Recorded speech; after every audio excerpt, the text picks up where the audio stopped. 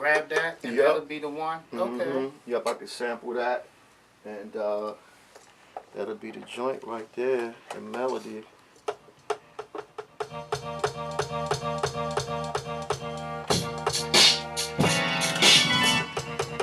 Oh, shit.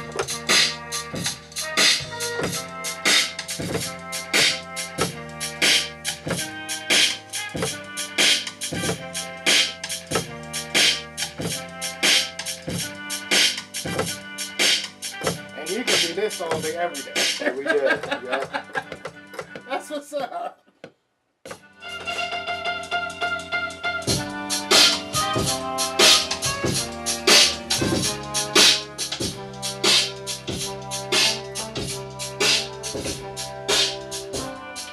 I come from a family of artists, you know, graphic artists, painters, just a lot of creative people. My grandmother was an artist. She wouldn't call herself an artist, but she did sculpture, she did paintings. I mean, she was always making and creating things around the house, you know.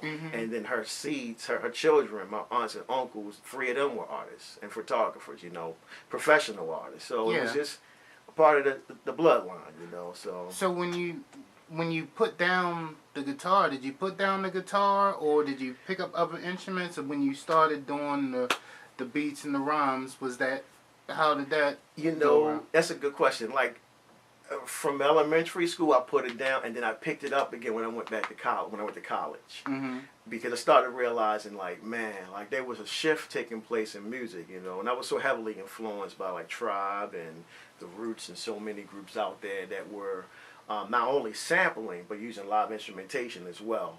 And I'll never forget it, man. A friend of mine, brother named Sincere, he came through our studio one day and he had a guitar, you know. And I was like, wow, man, you playing the guitar again? He was like, yeah. And at that time, we were just so drum machine heavy and focused on rhyming and trying to be the illest MC battling.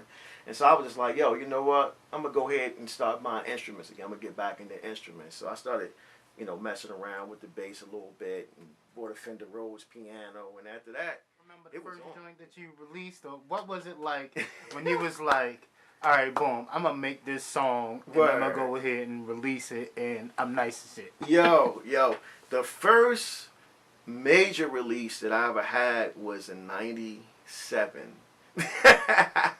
And I was actually working with a crew, still doing that thing in Baltimore, the Architects Entertainment. Yeah, I know that. Big ups to Mike McIntosh and Naj. Right.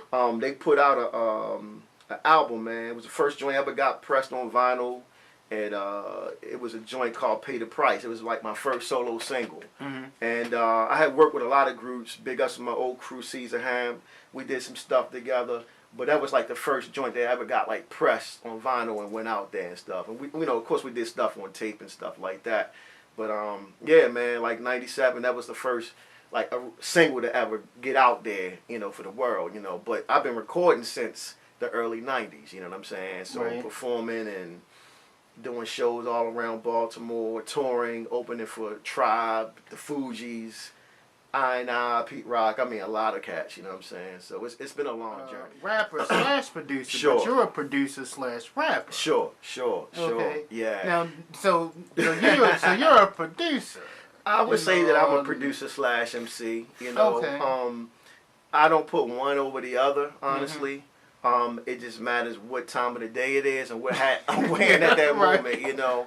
I'm an artist. And I think that being an artist is really all about creativity, from, you know, the music to fashion, whatever it is. It's like it's about being an artist and being creative and not really putting yourself in a box, you know. Where do you find inspiration from? Say you want to do a new piece, or how does it come to you? Wow. Yo, like, now, honestly, I think it could be anything, really. It's just really sitting down in the studio at the piano or drum machine or bass or whatever and just coming up with a melody and then going from there, you know, really. You know, if the melody, I almost like the creative process of like hearing something, and when I hear it, I almost feel like it's telling me what to do with it. You know, that's kind of my creative approach. And then also another approach is like just hearing something and then manipulating it and making it do what I want it to do, you know. So it's always a different mindset with every creative step. You know? Say you hear this melody in your head. Right. You run through the catalog and be like, what's going to layer on that? And then it's layer after layer after layer. Exactly. It's one piece after another. It's like, all right, let me take this like note from a guitar, sample that, put one note in a drum machine. Then I need some live bass. Mess around with the bass. I might play one note, or I might play a melody or something. Sample that or record it live into the computer or on the recorder. I might need some pianos. Add pianos. Just keep. It's like layering. You just one stack after another, and before you know it, you just it's almost like you're a band. You're a one-man band, so to speak. Right. So now, do you feel?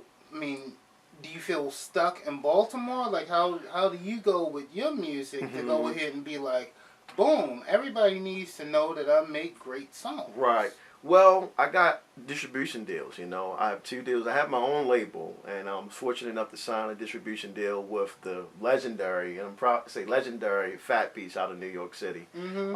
They've distributed classic records for years. Yeah, and it was an honor. It's an honor to work with them. We have a great partnership, and what we do is I physically distribute records through them, and I do digital distribution through another great company called Foundation Media. And so, the success that I've had has really been based off, making great music, but also creating avenues where the music is now accessible to people, which is the biggest thing, you know. Sound without focus is just noise.